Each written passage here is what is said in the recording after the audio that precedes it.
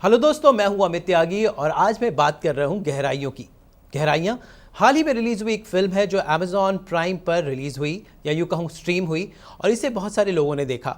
तो मैं रिव्यू थोड़ा लेट इसलिए कर रहा हूं क्योंकि इस फिल्म को बहुत ही एक्सट्रीम प्रतिक्रियाएं मिली हैं। या तो सबने इसे बहुत पसंद किया है या फिर तो सबने इसे बिल्कुल नापसंद कर दिया है। तो आखिर ऐसा क्या है इस कंटेंट में कि दर्शकों को इतनी मिक्स रिएक्शंस मिल रहे हैं इस फिल्म को लेकर। इस बारे में आज हम थोड़ी इसकी एनालिसिस करेंगे या यूँ कहें थोड़ी साइंटिफिक भाषा में हम इसका स्वॉट एनालिसिस करेंगे। स्वॉट एनालिसिस मतलब स्ट्रेंथ, वीकनेस, अपॉर्चुनिटीज़ और थ्रेट। तो आखिर इस फिल्म में क्या है ये चार बातें जिसकी वजह से लोग इतना एक्सट्रीम रिएक्शंस दे रहे हैं, आइए जानते हैं।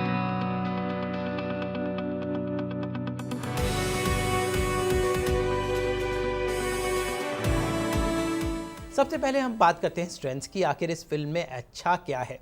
तो अच्छा यह है कि कास्टिंग बहुत ही अच्छी है। मतलब दीपिका पादुकोण, अनन्या पांडे, धैर्य और सिद्धांत चतुर्वेदी, मतलब दो एस्टेब्लिश हीरोइंस और दो यूँ कहूँ रिलेटिवली न्यू लड़के हैं। तो और कहानी को काफ़ी बोल्ड अंदाज में इसके प्रोमो वगैरह में दिखाया गया। दीपिका पादुकोण अपना पहला बोल्ड मैं यूँ कहूँगा रोल करती हुई नज़र आई, तो ये सब अच्छी बातें हैं। और फिल्म की लुक और स्टाइलिंग बहुत अच्छी है, जैसे कि क्योंकि ये इस फिल्म को धर्मा प्रोडक्शन से बनाया है जो हमेशा थोड़ी सो कॉल्ड गुड लुकिंग फिल्में ही बनाते हैं। तो ये काफ़ी स्टाइलिश फिल्म है। तो जो सबके कपड़े हैं काफ़ी रिच और एलिगेंट लगते हैं, तो that's good part which attracts the viewers. After all film is a visual medium, तो वो सब यहाँ पर भरपूर है। अब बात करता हूँ वीकनेस की। तो वीकनेस जो होती है वो होती है इसकी स्क्रीन प्ले। स्क्रीन प्ले इसलिए कि फिल्म जो प्रॉमिस करती है प्रोमो में वो वैसी नहीं है। तो एक्चुअली लगता है कि मिलेनियल्स की एक लव स्टोरी है जहाँ पर कुछ क्रॉस कनेक्शन हो जाता है, वो है, लेकिन यहाँ पर एक थोड़ा ट्विस्ट है। तो यूँ कहूँ कि ये मिलेनियल्स की एक ट्विस्टेड लव स्टोरी है। अब जैसे कि अब हम वेब सीरीज़ की दुनिया में लें तो 90% of stories twisted love stories ही हैं। और ख़ासकर स्पेनिश जो और ये यूरोपियन सिनेमा जो ये बनती हैं जहाँ पर ये जो वेब सीरीज़ वो इसी टाइप की ही होती हैं। तो उस ज़माने का कंटेंट है जो सो कॉल्ड आजकल मेन स्ट्रीम हो गया है। लेकिन मैंने इस फिल्म को एक अलग नज़रिए से देखा। मैंने अपने बॉलीवुड की नज़र से देखा। तो मुझे फिल्म याद आती रोमांटिक फिल्म से रजनीगंधा। वो भी कहानी एक ऐसी लड़की की थी जिसे दो लोगों से प्यार हो जाता है, पर वो डिसाइड नहीं कर पाती है कि किससे किसे चुने या क्यों हो। तो यहाँ पर उस तरह का तो नहीं है, लेकिन हाँ रोमांस को अलग ही लेवल में जो डायरेक्टर है शकुन बत्रा ने इंटरप्रेट किया है। तो आज के ज़माने में क्विक बहुत जल्दी जल्दी लोगों को प्यार होता है, तो वही सब यहाँ पर भी होता है। तो कहानी ऐसी है कि दीपिका पादुकोण यानी अनीशा, उनका एक थोड़ा सा ट्रबल्ड बचपन से शुरुआत होती है। फिर वो अपनी कज़िन टिया से मिलती हैं जिनका एक मंगेतर है जो बड़ा ही रिच है। एंड जो अनीशा है उसका एक लिव इन पार्टनर है करण, और ये चारों मिलकर जाते हैं एक बीच हाउस में जिसे अलीबाग दिखाया गया। तो कहानी मतलब मुंबई और अलीबाग के बीच में है और समुंदर जो है वो एक अहम रोल है। तो मोन्टाजिस की तरह वो आता रहता है समुंदर, ये यूँ का एक मेटाफॉर है और समुंदर के थ्रू ही डायरेक्टर ने कहा ये कहने की कोशिश की है। तो वो तो बहुत खूबसूरत है, लेकिन वीकनेस बस यहीं से शुरू होती है। समुंदर बीच में लगता है तूफान बहुत ज़्यादा आ जाते हैं तो समुंदर थोड़ा डगमगा जाता है, तो यहीं से प्रॉब्लम शुरू होती है। तो खैर कहानी आगे बढ़ती है। जब प्रॉब्लम इस कहानी में तब आती है जब अनीशा को जैन यानी कि अपनी कज़िन के मंगेतर से प्यार हो जाता है। तो गौर फरमाइए यहाँ पर किसी की शादी नहीं हुई है, सो यानी कोई भी कमिटल रिलेशनशिप यहाँ पर नहीं है। तो जनरली धर्मा प्रोडक्शन की शुरुआत शादियों से होती है, यहाँ पर शादी नहीं होती है, यहाँ पर एक लिव इन टाइप का रिलेशन है और इसी के बीच में कहानियों का क्रॉस कनेक्शन होता है। फिर एक बड़ा रेवलेशन होता है, फिर एक मर्डर हो जाता है और उसके बाद एक गिल्ट होता है, थोड़ा बिजनेस का थोड़ा बीच में कॉर्पोरेट एक आ जाता है एंगल। तो वो सब चीज़ें हैं, लेकिन ये जो चीज़ें जो ट्विस्ट एंड टर्न्स है ना वो मेन कहानी को तोड़ देते हैं और शायद यही वजह है जो लोगों को पसंद नहीं आ रही है। यानी फिल्म एक ऐसा समुंदर बन के रह जाती है जिसको कि किनारा नहीं मिलता। लेकिन एंटरटेनमेंट ठीक है, मतलब आप देखेंगे तो आप देख ही लेंगे। आप इसको देखना शुरू करेंगे तो शायद आप अंत तक बंधे रहें, लेकिन जब पिक्चर ख़त्म होगी तो आपको लगता है कि ओके शायद। तो ये कुछ वीक पॉइंट है जिसकी वजह से शायद लोग इसको पसंद नहीं कर रहे हैं। लेकिन अच्छी बातें ये हैं कि कई लोगों ने इसे बहुत पसंद भी किया है। दीपिका पादुकोण और अनन्या पांडे का खासकर काम बहुत अच्छा है। तो ये कुछ पॉजिटिव पॉइंट्स हैं जो इस फिल्म को जिन्होंने इसे पसंद किया है वो इसे इस वजह से पसंद कर रहे हैं। म्यूज़िक जो है काफ़ी सटली तरीके से कहानियों को आगे बढ़ाता है।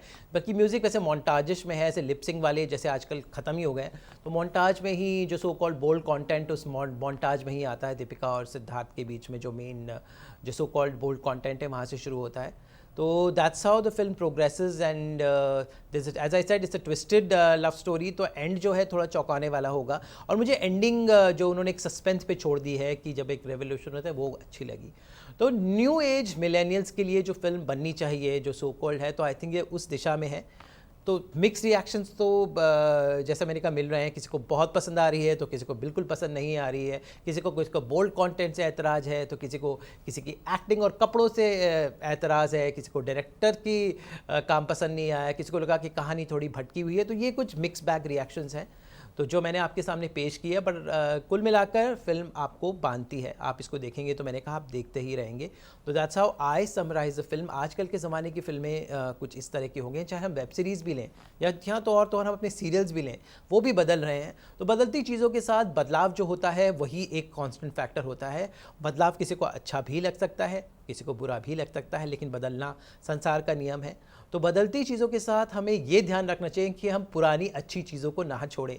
तो कोई भी फिल्म हो, हमेशा उसकी कहानी और स्क्रीन प्ले दर्शकों के जहन में रखकर हमेशा करना चाहिए। मुझे जो पसंद है वो इम्पॉर्टेंट नहीं है, दर्शकों को पसंद आना ज़रूरी है। After all film is a mess communication.